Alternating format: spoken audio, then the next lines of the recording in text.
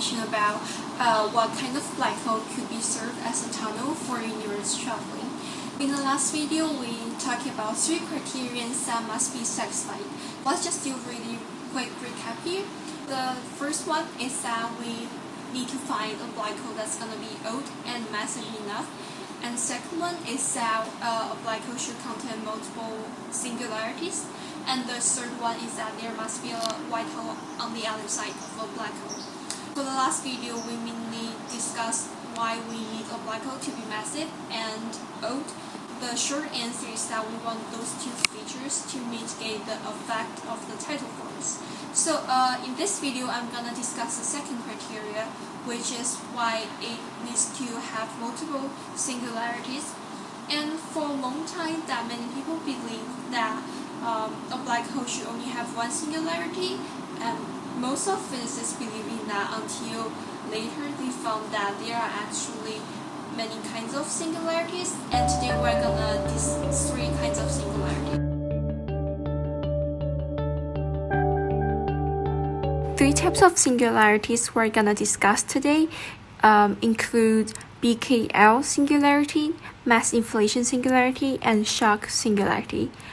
If you want to travel to another universe alive in one piece, you'd better find a black hole with multiple singularities, especially mass inflation and shock singularity. Let's talk about BKL singularity first. Unlike the regular kind of singularity, which stretch and squeeze people in one direction, BKL singularity stretches and squeezes people in all directions and at random moments. So BKL singularity is pretty chaotic. Mass inflation singularity is formed by the matter after you fall in the horizon. In other words, it falls after you. And since your time in the black hole is really slow, you will see matter falling behind you piled up in a thick sheet and comes towards you at the speed of light.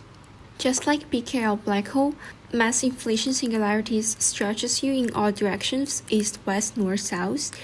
As you get closer to the singularity, this effect generally gets stronger, but also faster, because the time the force stretches and squeezes you is so fast, which is much less than a second, you may be able to survive. This is similar to why you can quickly pass through your fingers across a flame of fire, even hundreds of degrees hot. Because you move your fingers really fast, you don't really feel the burning. Finally, the last kind, shock singularity. It is formed by the matter before you fall into the black hole. Together with mass inflation singularity, they form a sandwich, almost like an exterior region which separates you from the detrimental BKL singularity.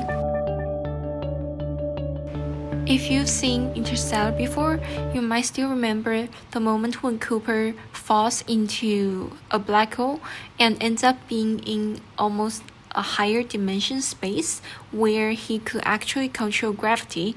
We're not gonna talk about like the extra dimension thing today, but we can talk about how this mass inflation and shock singularities we talked today can actually help us to understand how Cooper survived in the black hole. Thinking about mass inflation singularity, it is formed by the matter falls after you, right? And shock singularity is formed by the matter falls behind you, and then together you are sandwiched between those 2 singularity regions. And that's what happens to Cooper. He was sandwiched between the mass inflation and shock singularities, which helped him to survive. So this is almost the end of this video for today. Let's just do a really quick recap here. We talk about why we need multiple singularities in order to survive. The reason is that we want to fall into the region bounded by mass inflation singularity and shock singularity, so we will not be killed by the strong tidal force. And 3 types of the singularities we talked about is first mass inflation singularity. This is a kind of singularity that's formed by the matter that fall after you.